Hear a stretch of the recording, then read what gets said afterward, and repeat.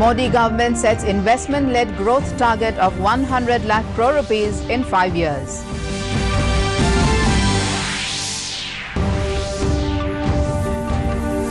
India signs 4 MOUs with China.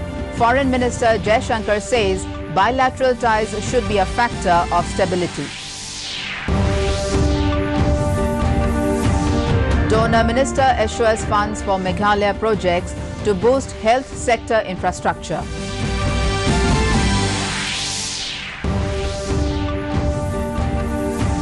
India celebrates Eid-al-Adha, the festival of sacrifice. Thousands join morning prayers in northeast.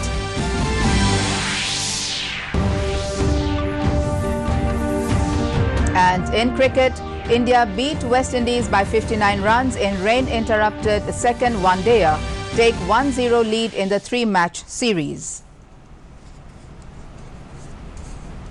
Good evening, viewers, and welcome to the Northeast News Bulletin. This is Ajanta Chaudhary. Now with the details.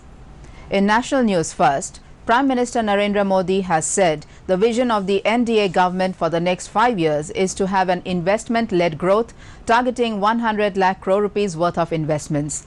In an exclusive interview to an English daily, Modi said the government was working on policies to promote inflows from domestic as well as foreign sources to achieve this vision. The Prime Minister asserted that the government would leave no stone unturned to make India a better business destination. The decision to scrap Article 370 in Jammu and Kashmir was taken after a great deal of thought. The centre moved forward with it for the benefit of the people of Jammu and Kashmir. He said the move would help create 3 necessary conditions for investment: stability, market access and predictable laws.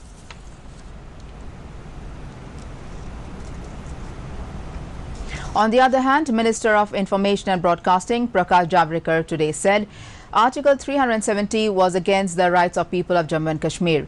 Addressing media persons in Indore, he said many welfare schemes of the central government would now be applicable in Jammu and Kashmir. On Congress, the minister said the Congress had decided its new president after 75 days and again a Gandhi. But the BJP took 75 decisions in 75 days and even appointed a new president. This was tale of 2 parties of 2 countries. He said the BJP government was always following Sabka Saath, Sabka Vikas and Sabka Vishwas and always taking decisions according to this principle. तो अलगाववाद, आतंकवाद ये भी 370 के दुष्परिणाम थे, लेकिन 370 का सबसे बड़ा दुष्परिणाम था कि वहां के जनता को उनको जो अधिकार देश भर में मिलते हैं वो जम्मू कश्मीर में नहीं मिल रहे थे. External Affairs Minister S. Jaishankar, who is on a 3-day visit to China today, said Sino-Indian relations should be a factor of stability at a time where the world was facing an uncertain situation. Jaishankar called on Chinese Vice President Wang Qishan at the Zhongnanhai. Later, he had a restricted meeting with Foreign Minister Wang Yi. In his opening remarks during the meeting with Vice President Wang, Jaishankar said the consensus between leaders of 2 countries on global and regional issues had expanded. During the visit, 4 memoranda of understanding were signed between the 2 neighbors. Cultural heritage, organization of cultural activities and management of archaeological heritage sites. 2. Enhance cooperation in the field of traditional medicine, where both countries have a rich knowledge accumulated over centuries, with the objective of promoting the development of traditional medicine.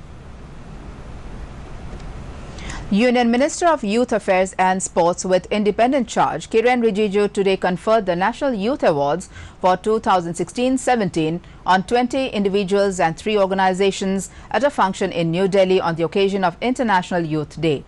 The awards are presented to young persons and voluntary organizations every year in recognition of their outstanding work in the field of national development and social service.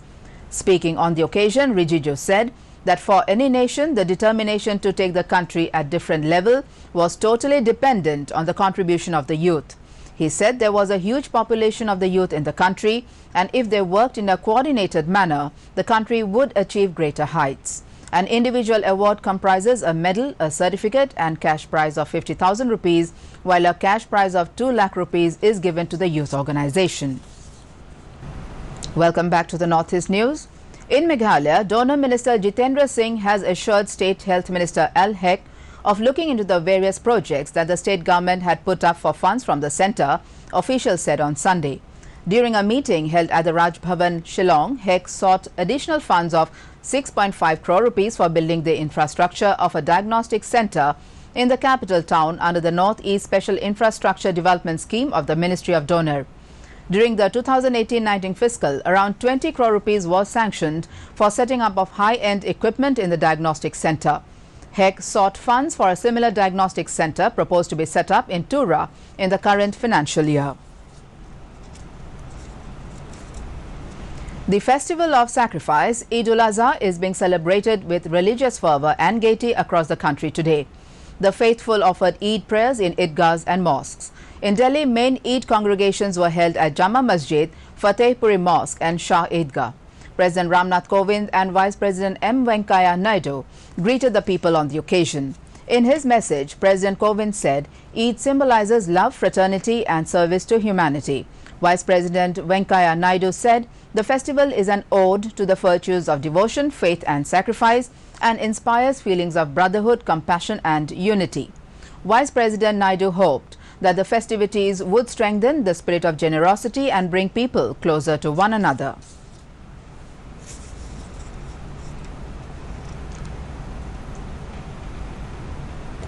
Northeast also joined the rest of the country in celebrating Eid-al-Adha. In Guwahati in Assam, the faithful gathered in thousands at Eidgah Maidan, Maskwa and offered prayers. Another mass prayer was organized at Rajdhani Masjid, Hatigaon. In Agartala, the Tripura capital, the largest congregation was held at the Eidgah Maidan of Gagomia Mosque, where thousands of Muslims assembled to offer the morning prayer. The prayer was conducted by Maulana Abdul Rahman, the Imam of Town Jame Masjid. The Muslims in Manipur also celebrated Eid-al-Adha. Today, special prayers attended by thousands of people were held at various mosques. Governor Najma Heptullah conveyed her warm greetings and best wishes to the people of Manipur on the auspicious occasion. Chief Minister N. Biren Singh also conveyed his greetings to the people.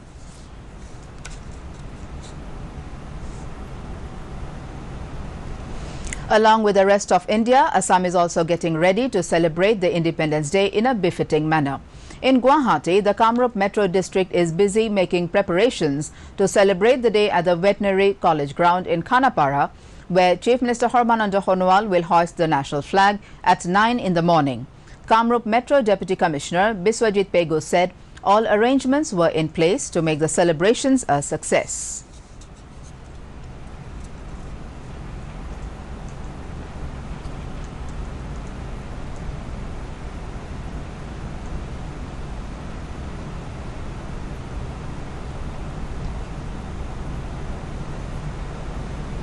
Looked after by the Commissioner of Police, and all angles have been taken care of.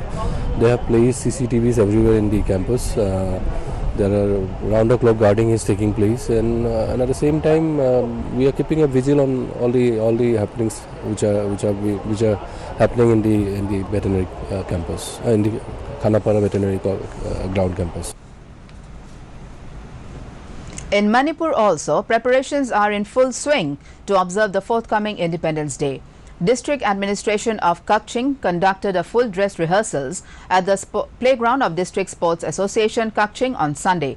Deputy Commissioner Kakching, Valentina Arambam, will unfurl the national flag on the occasion, while DSP Kakching, H.R. Sharma, will lead 26 contingents comprising police, NCC, students and members of various organizations.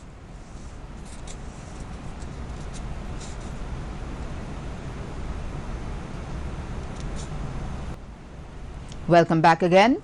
India beat West Indies by 59 runs via Duckworth-Lewis method in the second one-dayer at Port of Spain in Trinidad on Sunday night. By virtue of the win, India took a 1-0 lead in the three-match series. The first ODI between the two sides was washed out. India rode on Kohli's 120 of 125 balls and Shreyas Iyer's 71 to post a challenging 279 for 7 after opting to bat. West Indies were then set a revised target of 270 runs to chase off 46 overs under Duckworth-Lewis method after rain interrupted the proceedings for the second time in the game. In pursuit, the West Indies were on course at 148 for 4 before they lost their last 6 wickets for 62 runs to be bundled out for 210 in 42 overs. India captain Virat Kohli surpassed Pakistan's Javed Miandad to become the highest run scorer against the West Indies in ODI cricket.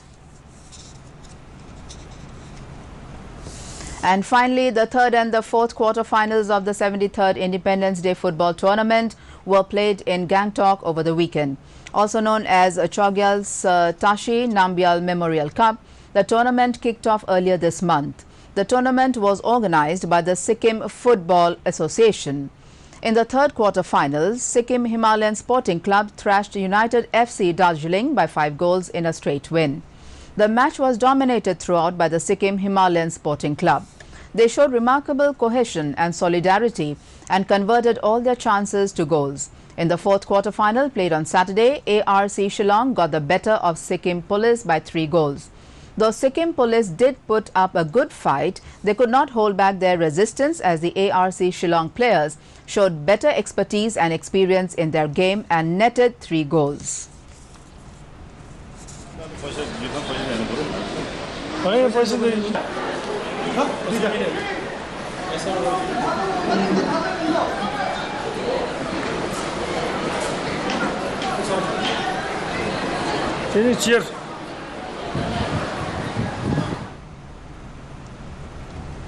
And before we wind up the bulletin, a recap of the headlines.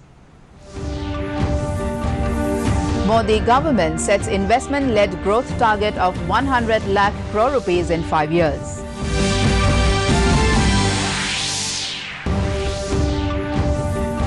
India signs 4 MOUs with China.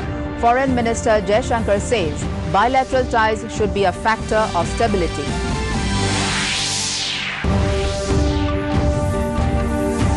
Donor Minister assures funds for Meghalaya projects to boost health sector infrastructure.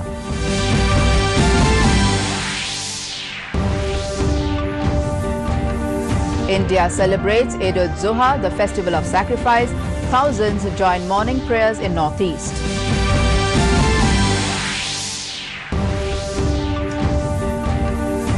And in cricket, India beat West Indies by 59 runs in rain-interrupted second one-dayer, take 1-0 lead in the 3-match series. And that brings us to the end of this evening's bulletin. Thank you for tuning in. Namaskar.